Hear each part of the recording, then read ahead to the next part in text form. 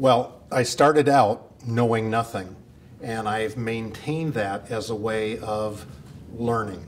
I assume that everybody knows more than I know, and so I watch and I listen, assuming there is always something to learn from the people that I work with, and it's worked out very well. So that would be my advice to any coach, is to assume there's always something there to learn and pay attention. If you ever get to the point where you think you've got it, then you need to get out of it.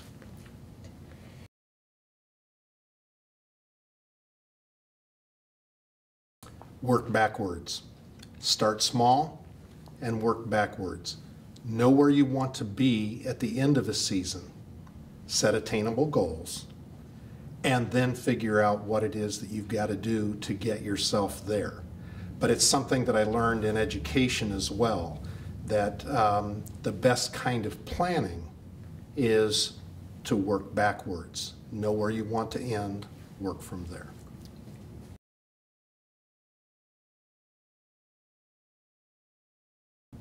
Well, work backwards fits there. I learned that from people like you and others that I've worked with, that know how you want to end and then figure out what it's going to take to get you there. But one of the things that I found in working with some new coaches in Interp is that their cuttings can be awfully busy. And so the question I ask them is, whose story is this? In the end, when your audience gets up and leaves after those 10 minutes, whose story did they hear? And I think that's true even in humor, as bizarre as humor and sometimes duo can get. Whose story is it? And then you use the pieces that are necessary to tell that story. I don't feel like as a coach that the success of a cutting in humor or duo should depend on the number of different characters you can do. For me, and maybe it's old-fashioned, it's the story that you tell. At the end of the 10 minutes, I want to feel like I've been somewhere.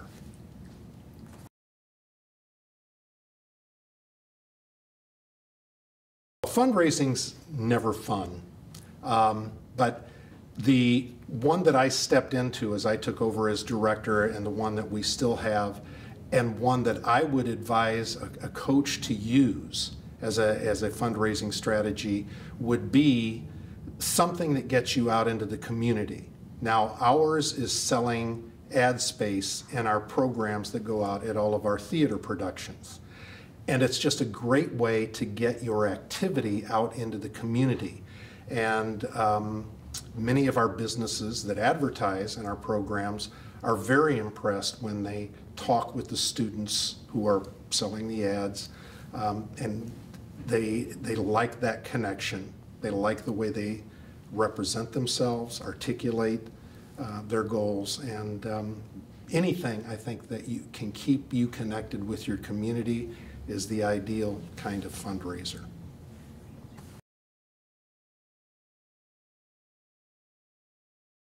When it comes to coaching extemporaneous speaking, I think first of all you have to get the right student, and that means they've got to love current events.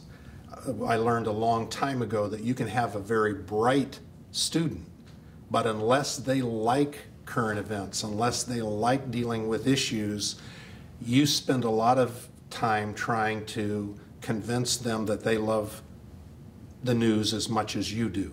I grew up, or my kids grew up saying, "Dad, your two favorite shows are CNN and the Weather Channel."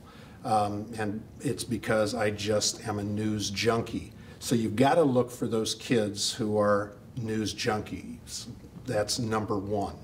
I think the other thing is that you've got to find kids who are willing to fly from the seat of their pants. The kids who don't want to go to a tournament and do exactly the same speech using exactly the same words week after week. They like the idea of dealing with issues where there are argumentative sides and enjoy doing that. So the kids that you might have in a classroom who will debate with you, argue with you, or not be afraid to represent what they think. Well, those are the kids that you talk to. And I think over the years you kind of develop a sense for who are my news junkies and who likes to talk without a script.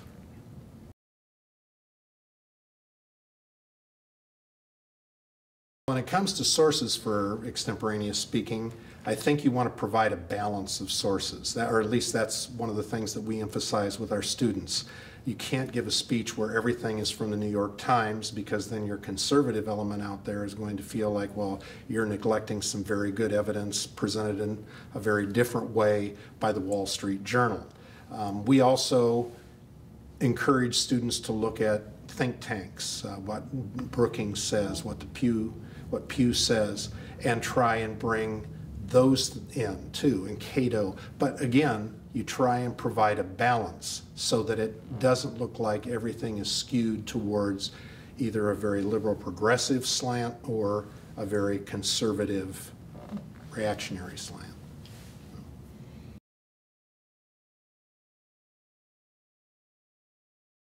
I've always told students that everybody to some degree has a photographic memory. And so if you do your speech in outline form, which you should do, you cannot, as an extemper, write out complete sentences or you're in trouble. You've got to think in outline form and then just rely on your ability to speak extemporaneously.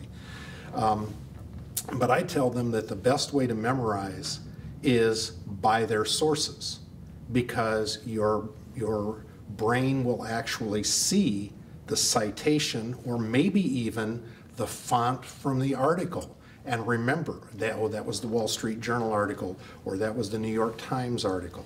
So I encourage them to memorize by their citations.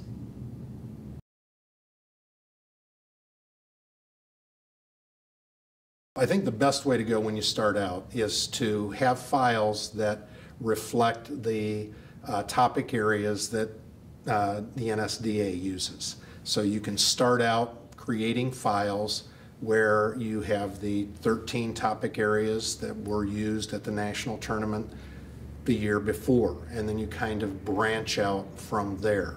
So if it's U.S. extemp, I think round one today is the American economy. Obviously you would have an economy file, and then you would maybe have all kinds of subdivisions, whether it's a hanging file or an electronic file. But I'll be perfectly honest with you, I'm the hanging file guy, I'm not the electronic file guy.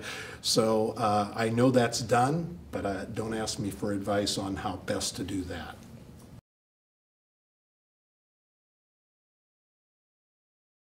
I think extemp has evolved for the better in a number of different ways, but the primary improvement for the past really 25 years has been people adopting unified analysis.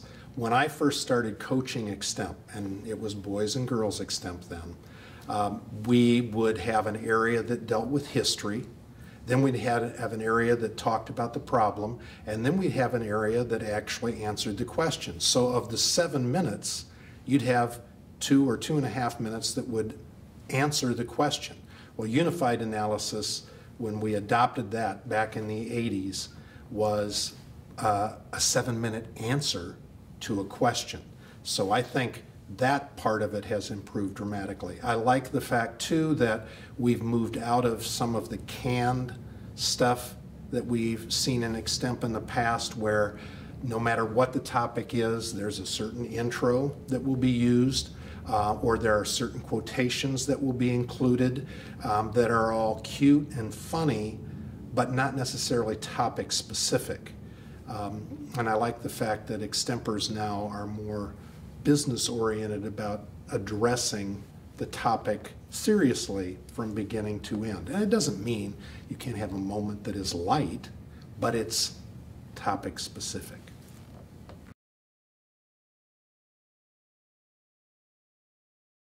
I think coaching anywhere is a positive experience, and it's something that I didn't know anything about, like I said earlier, until I started teaching. So I think coaching anything, anywhere is a positive experience. I think all of us deal with the same frustrations, and that is if you don't get the support from your state or from your community. We're very fortunate. We get a lot of support from our community. But our state, and I won't get into politics right now, is one that doesn't seem to value the activity the way that it did maybe 20, 25 years ago.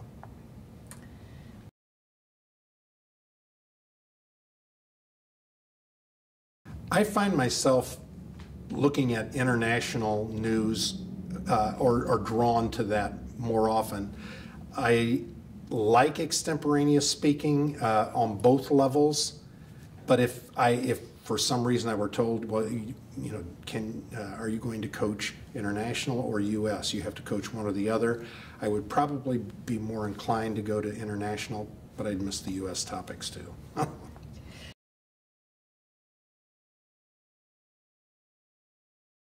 No, how absurd, counterproductive that would be to go backwards. I know there are people in our country that would like to, but I'm not going to get political. So.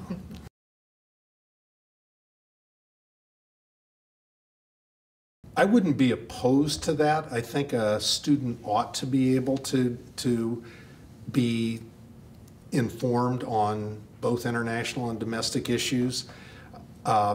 And in our state, the event is shrinking, and many of our regular Saturday tournaments have combined extemp. And so I feel like if what's happening in the nation is the same as what's happening in Indiana, that maybe that is something that we look at further on down the line.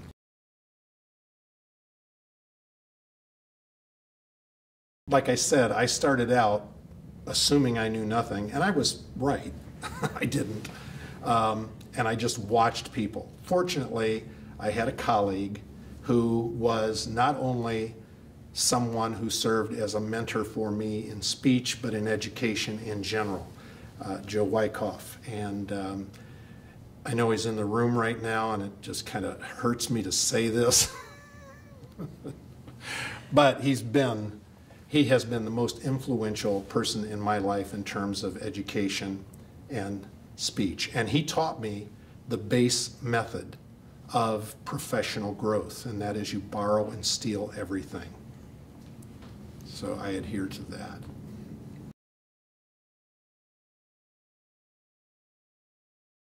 I worked with Randy McCutcheon with one of my students yesterday, and I've done workshops with Randy. Meg Howell has been wonderful to work with at camps.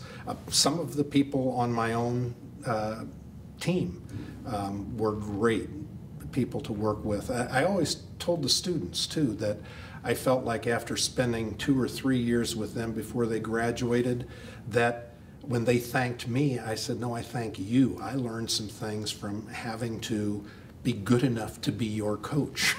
So I could go on down the list. Pam, you're one. There are so many that have influenced me as a coach. But I'll take it back to the first thing I said, and that is assume you don't know that much and just watch and listen.